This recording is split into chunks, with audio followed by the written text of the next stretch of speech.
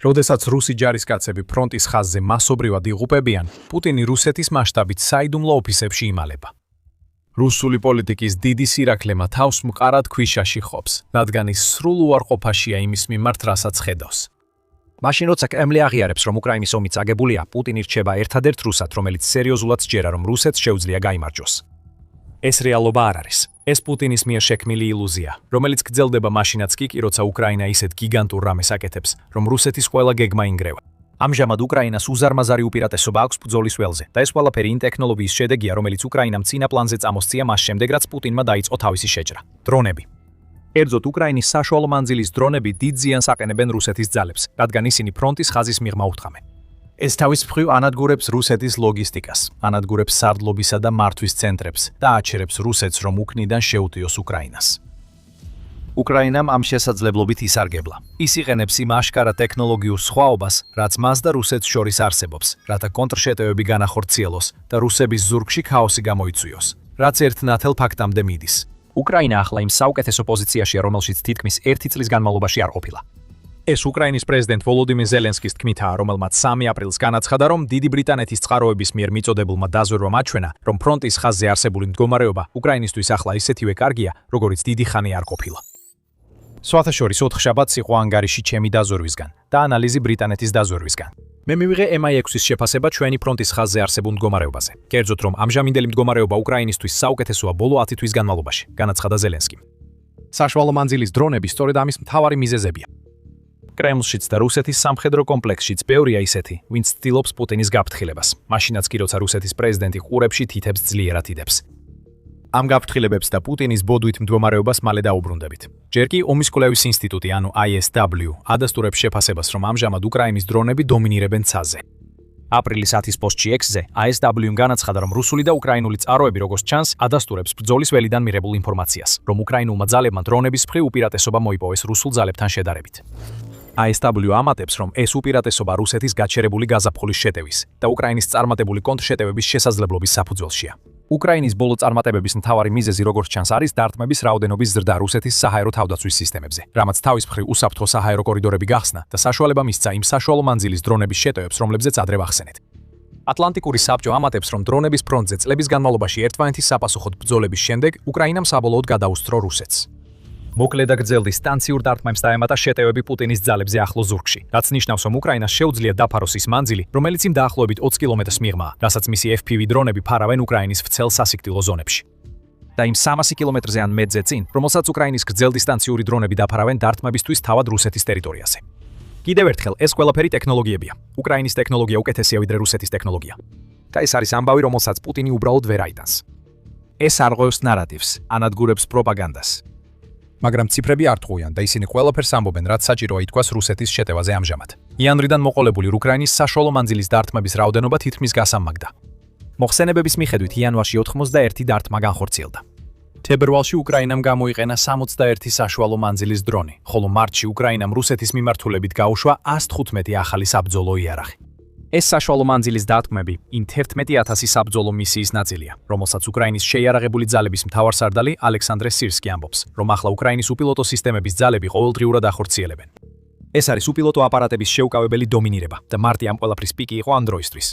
უკრაინის უპილოტო ძალებმა გაანადგურეს 150,000 დადასტურებული სამიზნე, რაც 50%-ით მეტია ვიდრე თებერვალში დაარტყეს.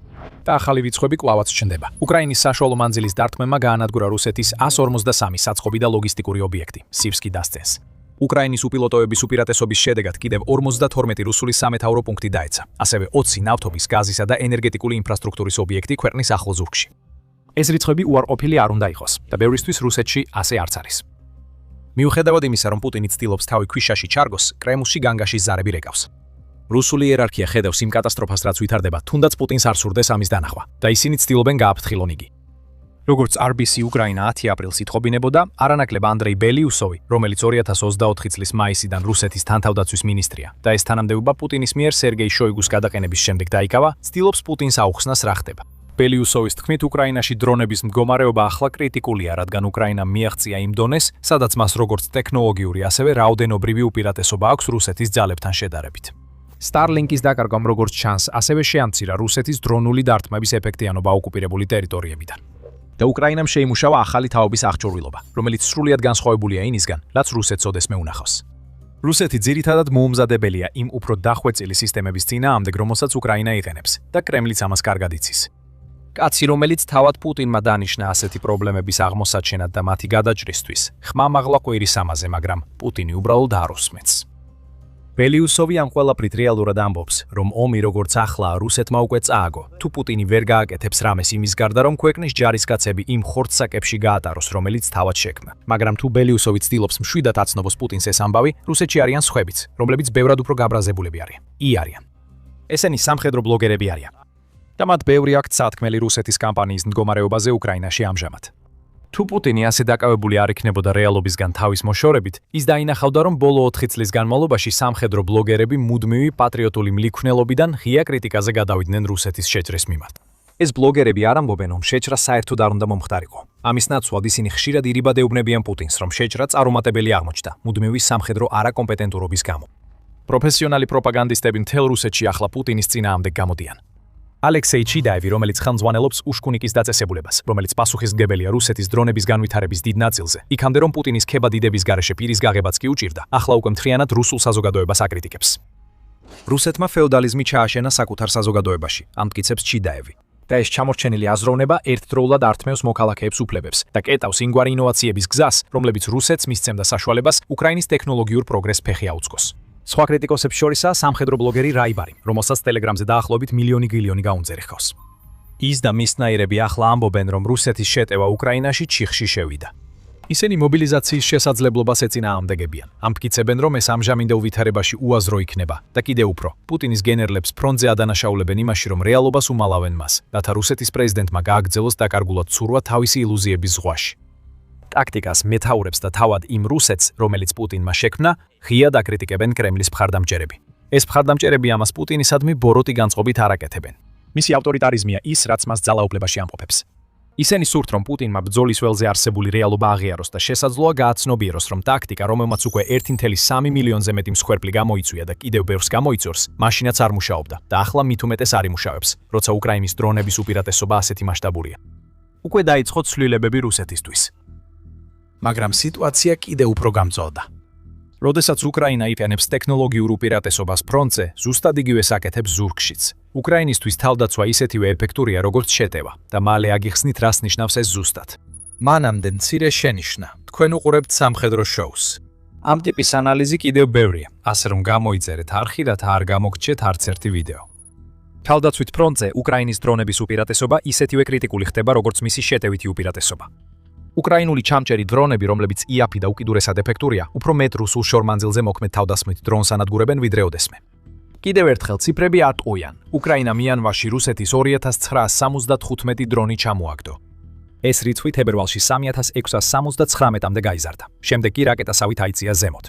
მარტში უკრაინამ 7674 რუსული დრონი ჩამოაგდო ციდან, სანამ ისინი რაიმე ზიანს მიაყენებდნენ, ითხოვინება ISW. არ უნდა შეაფასოთ ნაკლებად ბრძოლის ველზე ამ კონკრეტული ცვლილების მნიშვნელობა.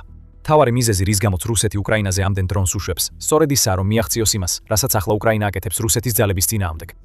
შაჰიდები განკუთვნილია უკრაინის ინფრასტრუქტურის დასანგრევად. ისინი ანადგურებენ სამხედრო ობიექტებს, აშინებენ მშვიდობიან მოსასახლეობას და ანგრევენ ენერგეტიკულ ქსელებს. ეს ყველაფერი ემსახურება უკრაინის თავდაცვის შესუსტებას ფრონტზე. მაგრამ ახლა, როცა უკრაინის ჩამოგდების მაჩვენებელი იზრდება და რუსეთს არ აქვს პასუხი იმ ტექნოლოგიურ პროგრესზე, რაც უკრაინამ მოიტანა ბრძოლის ველზე, ეს ყველაფერი ხელიდან უსხლტება. უკრაინა არღვევს რუსეთის ზურგს. რუსეთს არ გამოსდის იგივე უკრაინის მიმართ. და რა იყო პუტინის პასუხი ამ ყველაფერზე? ის უბრალოდ ეხლდნობა უკრაინის ომის შესახებ ყალბ ნარატივს და იქცევა ისე, თითქოს რუსეთი კვლავ ძალაუფლების პოზიციიდან მოქმედებს.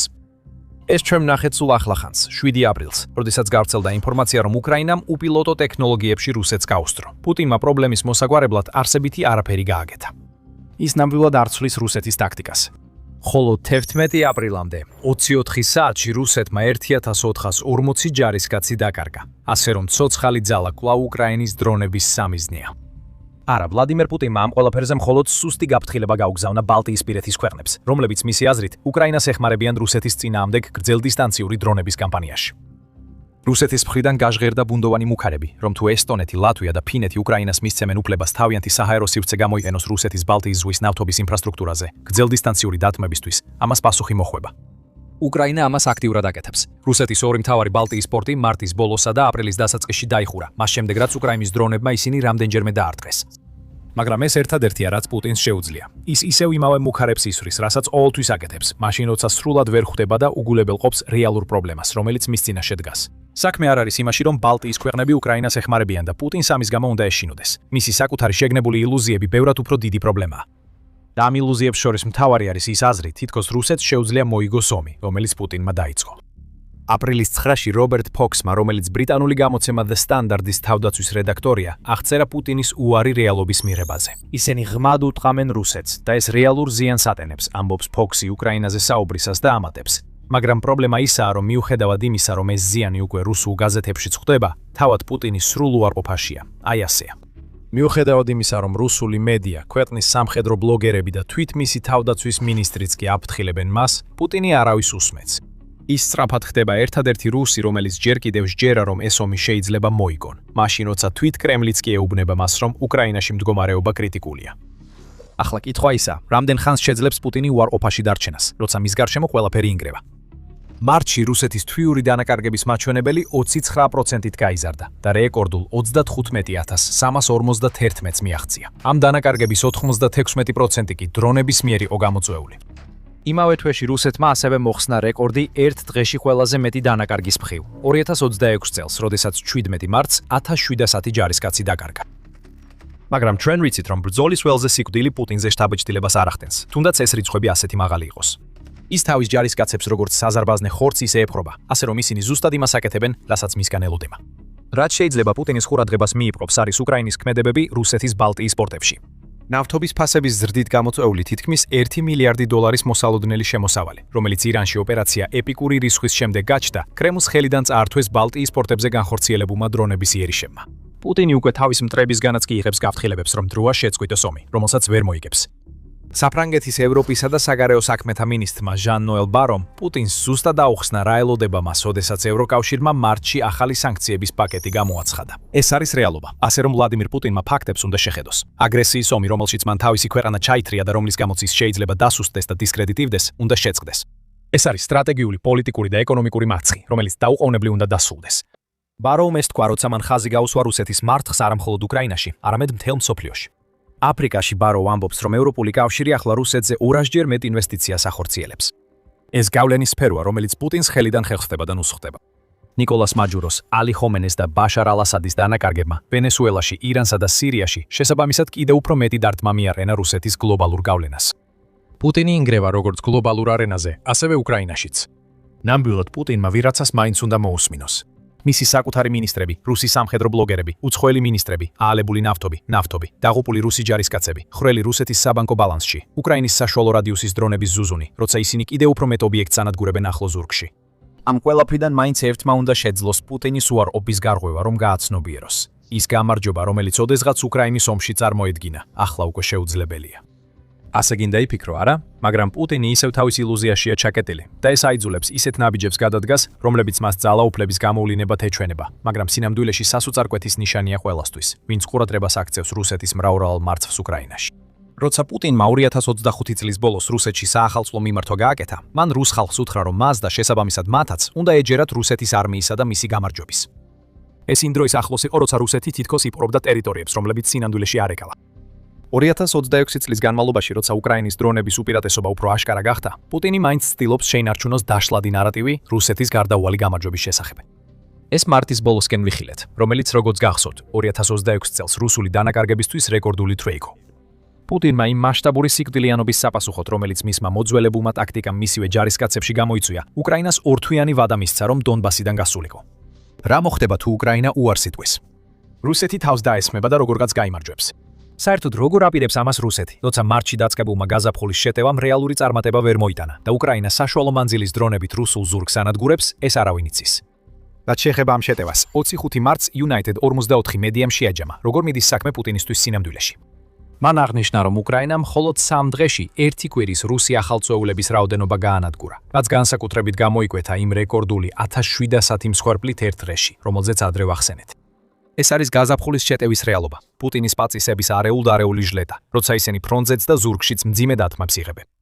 მაგრამ როგორ შეეძლოთ უკეთესის მოლოდინი? ამ უარყოფასა და ილუზიასთან ერთად პუტინი შეფხობილია არაჯანსაღი პარანოით, რაც იმას ნიშნავს, რომ მას შეიძლება რეალურად არც კი კონდეს წარმოდგენა რა ხდება ფრონტზე.